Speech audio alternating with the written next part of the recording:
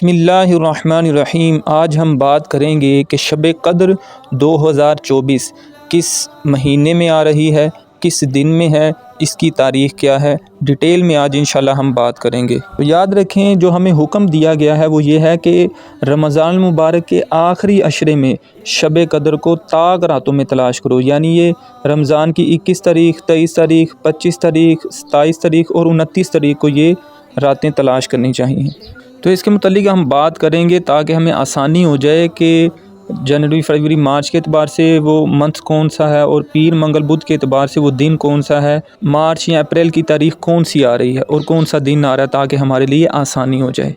تو اس کے فضائل کے حوالے سے بھی مختصر بات کریں گے۔ یاد رکھیں، حدیث پاک میں آتا ہے، صحیح بخاری شریف کی حدیث ہے، نبی پاک صلی اللہ علیہ وآلہ وسلم نے ارشاد فرمایا، جس نے اس رات میں ایمان اور اخلاص کے ساتھ قیام کیا تو اس کے عمر بھر کے گزشتہ گناہ معاف کر دیے جائیں گے۔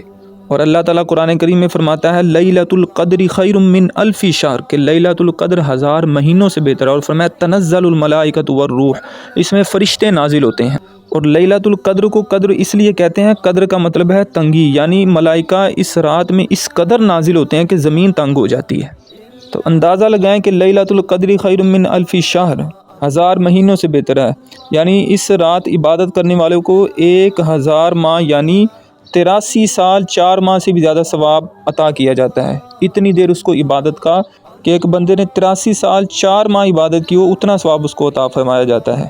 اور اس رات میں حضرت جبرائیل اور فرشتے نازل ہوتے ہیں اور پھر عبادت کرنے والوں سے مصافحہ کرتے ہیں۔ اور حضرت سیدنا انس بن مالک فرماتے ہیں کہ ایک بار ماہ رمضان مبارک تشریف لایا تو نبی دو عالم صلی اللہ علیہ وآلہ وسلم نے فرمایا، تمہارے پاس ایک مہینہ آیا ہے جس میں ایک ایسی رات ہے جو 1000 مہینوں سے افضل ہے۔ جو شخص اس رات سے محروم رہ گیا گویا تمام کی تمام بھلائی سے محروم رہ گیا۔ اور فرمایا، اس کی بھلائی سے محروم نہیں رہتا مگر وہ شخص جو حقیقتاً محروم ہے، یعنی بد نصیب ہے وہ شخص جو اس رات کو پائے اور اس کی عبادت نہ کرے، اللہ کو راضی نہ کر سکے، قیام نہ کرے اور الٹا گناہ کرے۔ تو اب بات کر لیتے ہیں کہ دن اور تاریخ کون سا ہے۔ تو سب سے پہلے جو طاق رات آ رہی ہے وہ ہے 21ویں رات، رمضان مبارک کی 21ویں رات۔ وہ دن کون سا آ رہا ہے، تاریخ کون سی آ رہی ہے، وہ آپ سن لیں، 31 مارچ اور اتوار کا دن ہے۔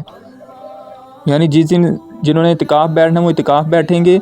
تو 31 مارچ یعنی کہ اتوار کا جو دن ہے، سنڈے نائٹ میں آپ جو ہے نا عبادت کریں گے، یہ پہلی طاق رات ہے۔ اور نمبر 2 پہ جو 23 رمضان مبارک کو دوسری طاق رات آ رہی ہے، اس کا دن اور تاریخ کیا ہے، وہ ہے 2 اپریل اور دن آ رہا ہے منگل کا، یعنی منگل کو آپ ٹیوزڈے نائٹ میں آپ عبادت کریں گے۔ اسی طرح تیسری طاق رات جو ہے 25 رمضان المبارک کو ہے اور وہ تاریخ کے اعتبار سے 4 اپریل ہے اور تھرسڈے یعنی کہ جمعرات کا دن ہے۔ تو آپ تھرسڈے نائٹ کو یعنی جمعے سے پہلے جو رات ہے آپ اس میں عبادت کریں گے۔ اسی طرح 27 رمضان مبارک جو کہ زیادہ قوی امکانات اس رات میں بھی ہوتے ہیں، 27 رمضان مبارک کو زیادہ لوگ جو ہے عبادت کی طرف توجہ کرتے ہیں۔ تو وہ دن اور تاریخ کون سی آ رہی ہے، وہ تاریخ ہے 6 اپریل اور دن آ رہا ہے سیچرڈے یعنی کہ ہفتے کا ہے۔ سیچرڈے نائٹ میں جو ہے آپ عبادت کریں گے، 27ویں کی رات ہے۔ اسی طرح 29ویں رمضان مبارک کب آ رہی ہے، وہ 8 اپریل کو آ رہی ہے، یعنی تاریخ اس میں کیا ہے 8 اپریل اور دن ہے پیر کا۔ پیر کو منڈے نائٹ میں آپ جو ہے نا عبادت کریں گے۔ تو آپ ان تمام طاق راتوں میں ضرور عبادت کریں، اللہ تعالیٰ کو راضی کریں۔ اور سب سے بڑی بات کہ اس رات میں آپ کم از کم کوئی گناہ نہ کریں، ایسی نافرمانی نہ کریں کہ اللہ ناراض ہو جائے۔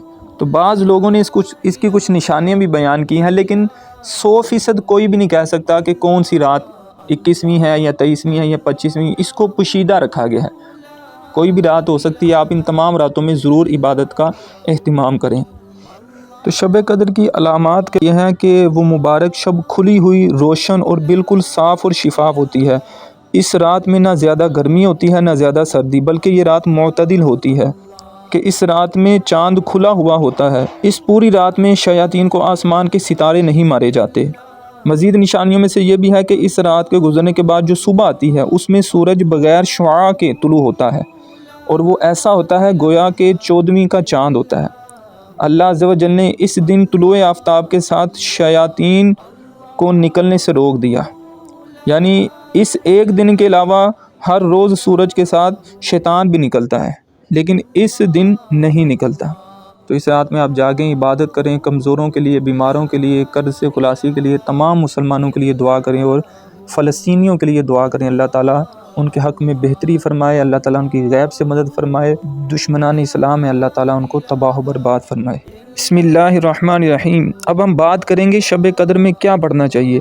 امیر المؤمنین حضرت مولا کائنات علی المرتضیٰ شیر خدا کرم اللہ تعالی وجہ الکریم فرماتے ہیں، جو کوئی شب قدر میں سورہ قدر کو 7 بار پڑھتا ہے، اللہ عز و جل اسے ہر بلا سے محفوظ فرما دیتا ہے، اور فرمایا 70,000 فرشتے اس کے لیے جنت کی دعا کرتے ہیں، اور فرمایا جو کوئی سال بھر میں جب کبھی جمعہ کے روز نماز جمعہ سے پہلے 3 بار پڑھتا ہے، اللہ عز و جل اس روز کے تمام نماز پڑھنے والوں کی تعداد کے برابر نیکیاں لکھتا ہے۔ شب قدر کی دعا کیا ہے؟ اس کے متعلق جامع ترمذی شریف کی حدیث ہے، حضرت عائشہ صدیقہ رضی اللہ تعالی عنہا فرماتی ہیں، میں نے نبی دو عالم صلی اللہ علیہ وسلم کی خدمت بابرکت میں عرض کی، یا رسول اللہ صلی اللہ علیہ وآلہ وسلم، اگر مجھے شب قدر کا علم ہو جائے تو کیا پڑھوں؟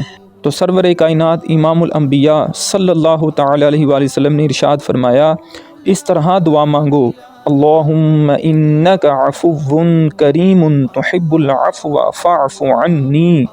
ترجمہ، اے اللہ بے شک تو معاف فرمانے والا ہے اور معافی دینے کو پسند بھی کرتا ہے، لہٰذا مجھے معاف فرما دے۔